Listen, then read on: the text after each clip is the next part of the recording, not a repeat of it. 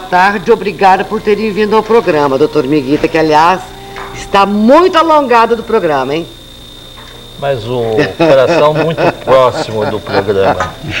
Ele tem saída para tudo, doutor? Sempre tem. Não é verdade? É verdade.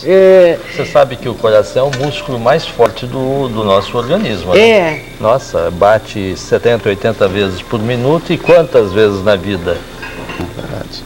Não é? Se fôssemos contar, né? Não dá para contar. Agora, o número é incalculável. É uma matéria, uma carne que tem uma resistência terrível, né? E ele só sofre quando a gente trata mal o nosso coração. É sobre isso que nós vamos falar. As pessoas que ainda tratam mal o seu coração, mesmo ele sendo altamente resistente. Na verdade, morre muita gente de aterosclerose. No mundo, 35% da mortalidade é por doenças cardiovasculares. Londrina não é diferente. E a doença que nós estamos referindo é a aterosclerose. Aquilo que você falou no começo do programa. Depósito de gorduras nas artérias, na circulação do coração e todo o nosso corpo humano. E como é uma doença silenciosa? Vamos começar por aí.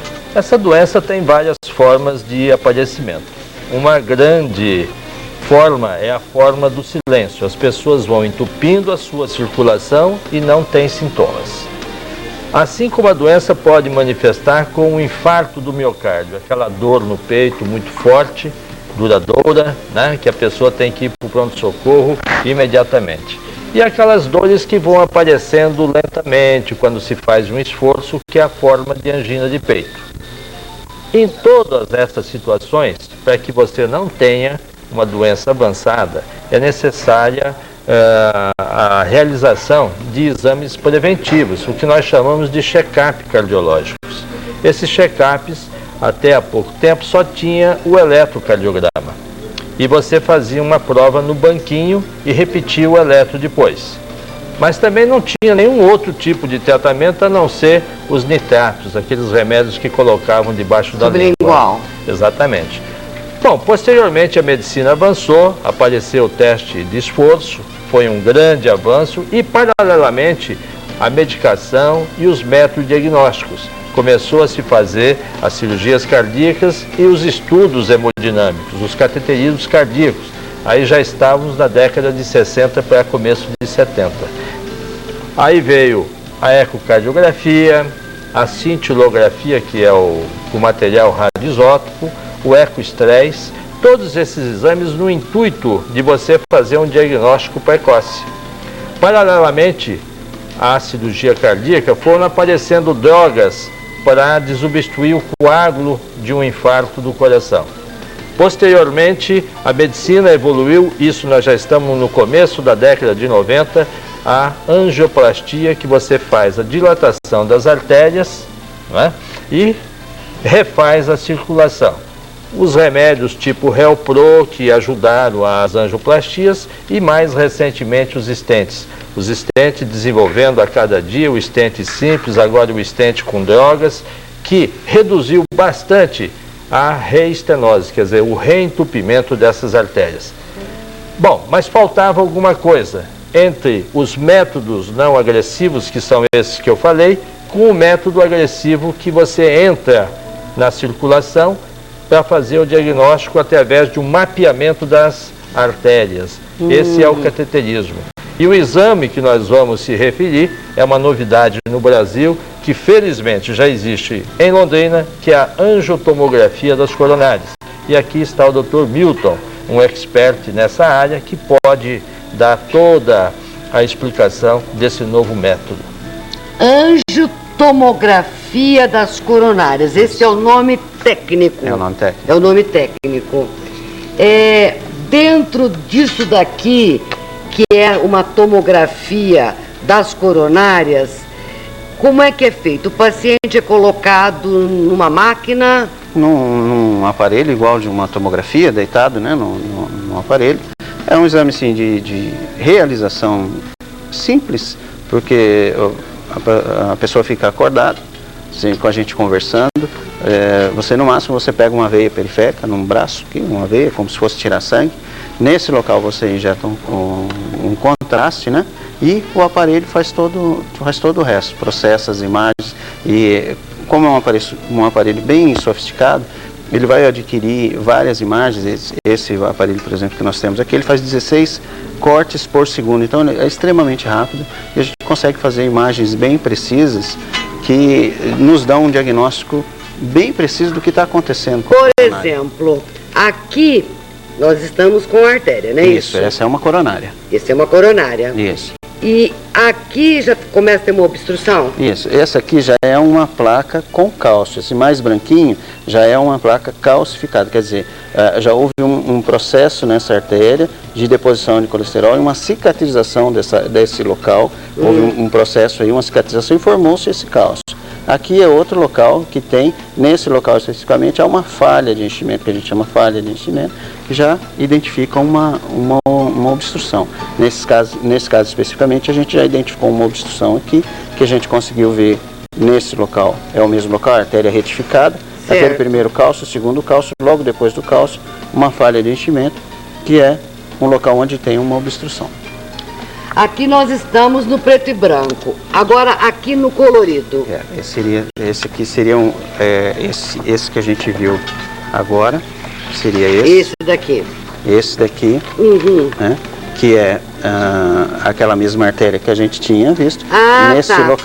Nesse local que é aquela obstrução. Então você vê que há um estreitamento aqui, há uma diminuição. Tem um local que quase a gente não vê onde é que a artéria está aberta e depois ela volta a ter um calibre novamente bem razoável, né? E esses cortes todos o que a máquina faz? A gente consegue virar o coração em qualquer posição que a gente quiser. Eu consigo ver ele, os 360 graus dele. Qualquer posição eu viro e observo ele na imagem, o computador, eu consigo virar ele. Então, você vê que ele vai mudando de posição e eu vou virando para ver as coronárias. Aqui eu identifiquei outra obstrução. Essa aqui é aquela artéria que tinha a obstrução que a gente viu anteriormente, né? Então, esse paciente, na verdade, tinha três obstruções. E ele era totalmente assintomático, ele não sentia nada. E depois aí nós tratamos. Tratado. Bom, aí você desobstruiu. Aí nós tratamos esse paciente. Aqui foram colocados os stents. Isso, esse aqui já é a imagem tomográfica de um stent, já com a artéria aberta, a gente vendo que a gente chama de luz, né? Ou seja, o interior da artéria, a gente vê bem calibroso, o terceiro stent aqui também bem aberto, aqui os dois stents colocados, a gente coloca a gente fala em Y, né? Uma técnica para desobstruir, né? E aqui já é o coração com os stents também. Com os stents, aqui já há cores, né? Aqui a cores. Esse aqui seria bem próximo do que se você abrisse e olhasse. Se fizesse um corte. E olhasse lá dentro, ver como está a artéria, né? Então, as duas artérias aqui tratadas, o outro stent lá tratado. Agora, Dr. Milton, qual é o período de recuperação? O que é preciso para fazer um tratamento deste? O exame, a tomografia, ela é extremamente simples, né? Ela precisa que a pessoa colabore um pouco, né? Porque, na verdade, você precisa prender um ar um pouquinho de tempo. Tem algumas limitações como frequência cardíaca, tudo, mas são coisas que a gente tem que avaliar pessoa por pessoa. Mas a feitura do exame dura 8 minutos, 9, 10. Depois que você faz o exame, você tira a agulhinha que está na veia, né? Comprime, como quando você tira o sangue, e vai embora. Quer dizer que, então, a indicação deste exame não é para todo tipo de problemas de ateromas? Não, eu diria que é a maior possibilidade de pacientes, quer dizer, a contraindicação são pequenas, né? Eu diria 2, 3% no máximo, mas todos estão aptos a fazer exame. Por exemplo, pessoas que têm na família casos de infarto antes dos 50 anos, pessoas que têm pressão alta, diabetes, colesterol alterado, gordinhos que não fazem atividade física, esses podem ser candidatos a fazer esse exame. Eles têm um método que é muito mais eficaz no diagnóstico precoce. Pode ser feito para controle de pacientes que já fizeram uma angioplastia, como nesse caso, antes e pós, para ver se realmente os estentes colocados ficaram permeáveis, ficaram em bom estado. Pode ser feito para avaliação de pontes, né? Pessoas que fizeram pontes de safena, pontes de mamária. Então a amplitude da indicação é muito grande e eu diria, ele seleciona melhor aqueles pacientes que devem prosseguir o seu diagnóstico e o seu tratamento para um cateterismo cardíaco. Concluindo, doutor Milton, este paciente, as lesões foram desobstruídas. Foram. Está pronto. Está ótimo. Mas se ele não mudar o sistema de vida dele, ele poderá ter outras obstruções. Exatamente. A gente só tratou a consequência da doença dele. A doença, que é a aterosclerose, que o Dr. Miguel falou, quem tem que tratar é o paciente com o seu médico, com o cardiologista. E isso ele tem que tratar todos os dias. Todos os dias ele tem que tratar essa doença dele, para parar a evolução da doença. Porque se ele não fizer nada, vai obstruir em outro local. Porque senão ele vai cair na sua mão de novo. De novo. Olha, o professor Eli está preparando ali uma receitinha que é um